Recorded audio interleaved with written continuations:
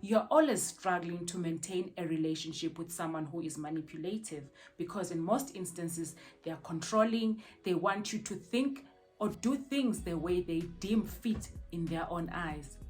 What's up, guys? Welcome to another episode of Totally Inspired with me, your girl Sibo Dube.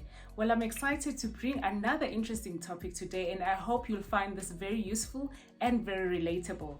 Today we are talking about how to deal with manipulative people. But before we get started, please make sure you hit the subscribe button, hit the notification bell, and please do give me a huge thumbs up for this and other videos that I've uploaded before.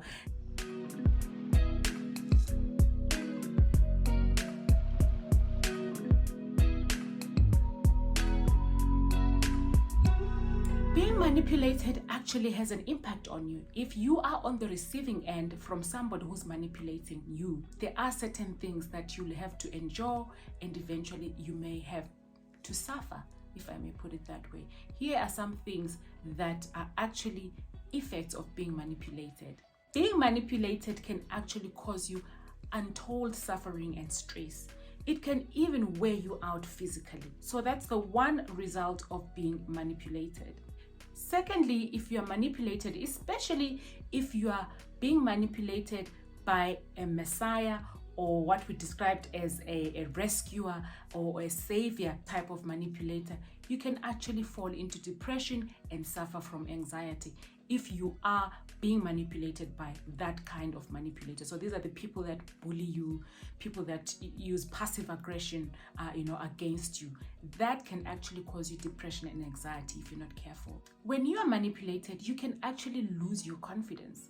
Your self-confidence levels can go down. And normally this happens in cases where one is being manipulated by a significant other, like if you're being manipulated by your spouse. A lot of people suffer from self-confidence issues when they are being manipulated. And now we get to the main point of this video: how to deal with people that manipulate you. Number one, keep an open mind and be truthful to yourself. What I mean by that is that make sure that you think clearly and objectively, especially when you start feeling a certain level of discomfort when you're interacting with that person. Stop making excuses for your manipulator. We start creating excuses and even blaming ourselves, thinking this person is behaving this way because I have caused them to be angry. I have caused them to be the way they are. So keep an open mind, be objective, and seek clarity when you deal with situations that relate to your manipulation. Secondly, if you have a feeling that you're being manipulated, look for a second opinion. This could be a counselor, this could be somebody that you trust.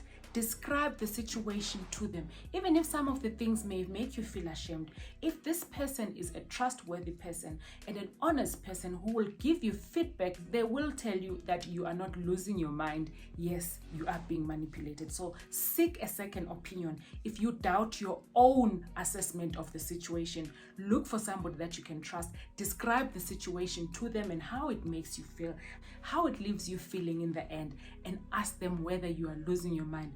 And trust me, when you do seek that advice, you'll find that half the time you are not hallucinating, you're not making up stories, you are being manipulated. Thirdly, if you want to confront your manipulator, you have to be sure that this person is physically, emotionally balanced enough for you to have that conversation with them. Because obviously, if there's someone that's close to you, you would want to make them know that, listen, your behavior makes me feel some type of way. I am not comfortable with the way you deal with certain situations. But before you address the matter, make sure that you are certain that the timing is right and they're also in the right emotional state for you to have that conversation. Now, point number 4, for me, that is the number one thing to do when you're dealing with a manipulator. You must set and enforce boundaries. Boundaries that you yourself will not compromise on, and boundaries that you will keep. And also, when you do set those boundaries, there must be consequences if the manipulator crosses those boundaries. You also have to put your script down and stick to it. The worst thing that you can ever do when you deal with a manipulator and you want to set boundaries is for you to break those boundaries. So make sure that when you set them, you keep them. The good thing about boundaries is that when they are set, They keep you away from being harmed emotionally and even physically sometimes. Some people have actually put consequences where police get involved when the person crosses those boundaries. So you must be very strict with whatever boundaries you've set and make sure that they're kept. This may also mean that you increase the distance relationally and physically between you and that person. When I say increasing a distance relationally is maybe having less contact.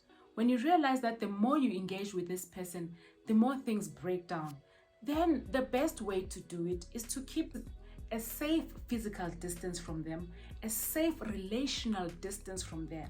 And by that, I mean you can love them, but love them from a distance. You don't need to be buddy-buddy with them. You don't need to be calling them every day or sending them messages. You can keep a relational distance and it's even working better for you. In some cases, you might even have to stop all contact absolutely, just for your own sanity, just for your own dignity, and for your own progress. Sometimes you need to take such drastic measures just to get out of the claws of a manipulator. Obviously, when you apply these tactics, the manipulator will react. They'll obviously get upset in the first few days, but they'll get over it if you become strong and firm and serious about the decision you've taken. So just let them be.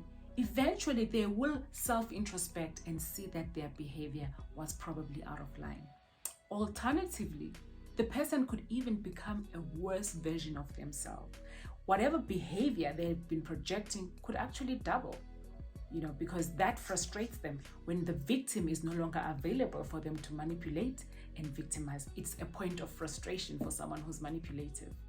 They can even go to the extent of bad-mouthing you or saying bad things about you to anyone that cares to listen. You still keep your distance, because when you move closer or try to respond, the toxicity will hit you and you start to get affected and you're back in the same cycle. So keep your head high and pretend that nothing is happening. Literally, let them be, let them lose their minds, they'll get over it. So when you're out of the toxic space of your manipulator, make sure you've got a good support system.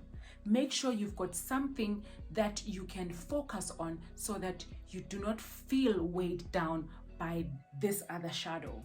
This could be having a good support system in the form of friends, in the form of family. You also need to make sure that you excel in things that you enjoy doing, because when you keep your mind busy, when you keep your hands busy, you actually forget all the negative things that affect you. And in no time at all, you would have graduated out of a toxic, manipulative relationship. I hope you found this insightful and very helpful. I'd be interested to know if you can relate to any of the things that I've mentioned in this video. So please do go ahead, comment down below, like, share, and subscribe. Until next time, please do keep inspiring.